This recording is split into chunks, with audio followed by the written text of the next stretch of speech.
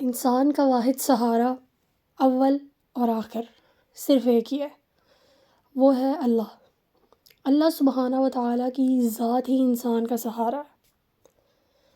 نبی صلی اللہ علیہ وآلہ وسلم نے ہمیں جیسے کہ پہلے سے ہی آگاہ کر دیا ہر معاملے کے بارے میں، نبی صلی اللہ علیہ وآلہ وسلم نے ہمیں قیامت کے دن کے بارے میں بھی آگاہ کیا کہ نفسا نفسی کا عالم ہوگا۔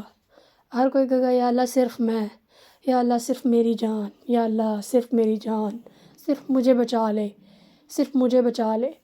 آپ کو بتاتے چلیں کہ دنیا میں بھی یہی سسٹم ہے، بالکل یہی۔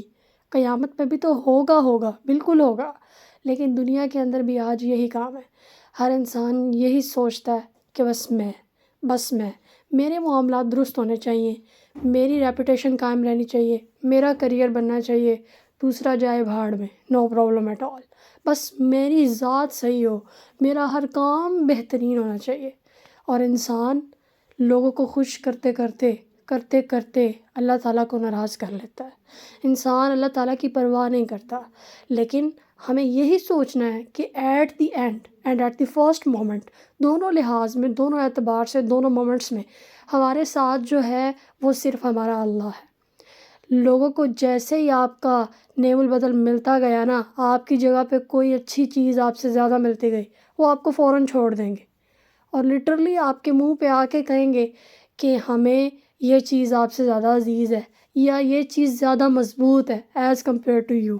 تو ہمیں بھی پھر یہی بات سوچنی چاہیے کہ ہم تمام لوگوں کو، تمام چیزوں کو ایک سائڈ پہ رکھیں اور ہم ہر لحاظ سے ہر لمحہ اپنے اللہ سبحانہ و تعالیٰ کی ذات کو ترجیح دیں، کیونکہ اس کے علاوہ ہمارا کوئی بھی نہیں ہے، کوئی بھی نہیں۔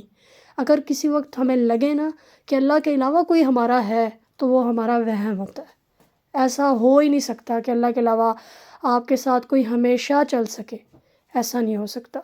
تو اپنا کامل یقین اللہ سبحانہ تعالیٰ کی ذات پہ رکھیں، انشاءاللہ الرحمن وہ آپ کے تمام مسائل حل کر دے گا اپنی رحمت سے۔ جزاک اللہ خیراً کثیرا۔